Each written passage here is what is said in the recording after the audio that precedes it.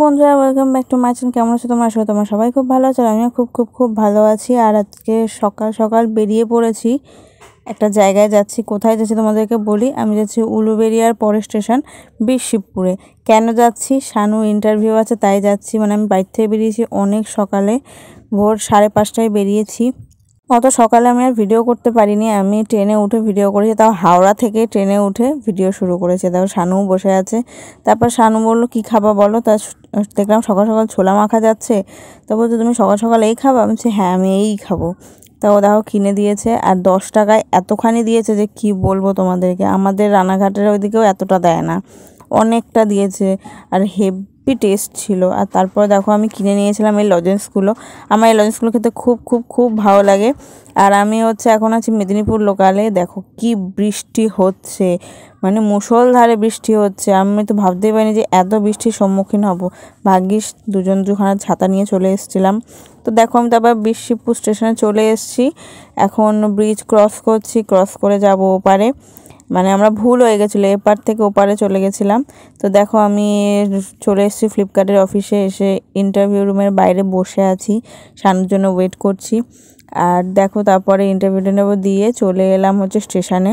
আর এখন ট্রেন নেই, সেই ট্রেন 2-2.5 ঘন্টা পর। তো কী করব, বসেই থাকি। বসে বসে আমি লজেন্স খাচ্ছিলাম, আর ভালোও লাগছিল না বসে থাকতে, কারণ কতক্ষণ একটা স্টেশনে বসে থাকা যায়। আর বিশ্বাস করো বিশিবপুর জায়গাটা আমার একদম ভালো লাগেনি, একদম না। কেমন যেন নিশ্চুপ টাইপের। তো বন্ধুরা, এত বৃষ্টিতে আমি কোথায় যে তোমাদেরকে বলি। আমি আছি এখন বিশিবপুর স্টেশনে। এটা মেদিনীপুর লাইনে উলুবেড়িয়ার পরের স্টেশন। তো আমি এখানে এসেছিলাম শানুর সঙ্গে, শানুর একটা কাজের জন্য। তো কাজ সব ঠিকঠাক হয়ে গেছে। যদি এখানেও কাজটা করে তাহলে ওকে এখানে থেকে কাজ করতে হবে। তো দেখা যাক কি করে ও। আর এত বৃষ্টি হচ্ছে,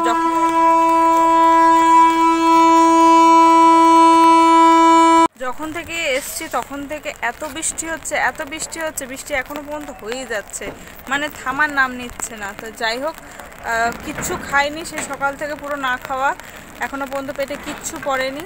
তো এখানেও কোনো জায়গায় কোনো খাবার দাবার নেই। যাই দেখি, হাওড়ার দিকে যাই, হাওড়ায় গিয়ে তারপরে একটা ডিসিশন নেব খাওয়া দাওয়ার যে কী খাওয়া যায়। কারণ প্রচণ্ড খিদে পেয়ে গেছে, সকাল থেকে না খাওয়া মানে বুঝতেই পারছো। সেই সকাল 6টায় বেরিয়েছি আমি, ভিডিও শুরু করেছি এখানে যখন আসছি আমি তখন থেকে। মানে একদম যে বাইক থেকে শুরু করবো, রান্নাঘাট থেকে শুরু করবো, সেটা আমার হয়ে ওঠেনি। তো যাই হোক, কাজটা তাও তোমাদেরকে বলে দিই কিসে। ফ্লিপকার্টের জন্য এসেছিলো উলুবেড়িয়া, যেহেতু আমার এক বেস্ট ফ্রেন্ড এখানে জব করে। তো তার থ্রুতে এখানে আসা হয়েছে, এসেছিলাম। ভালো লাগলো অফিসটা, কিন্তু এত বৃষ্টি হচ্ছে যে কি বলবো, আর কিছু বলার নেই।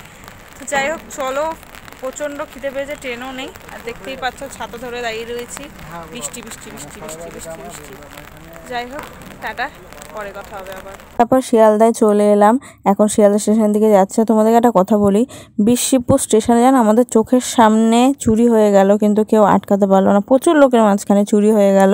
একটা বাচ্চা মেয়ে একটা লোকের হাত কামড়িয়ে দিয়ে টাকা ছিনতাই করে নিয়ে চলে গেল। সেই লোকটা দৌড়লো, কিন্তু টাকা আর ফেরত পেলো না।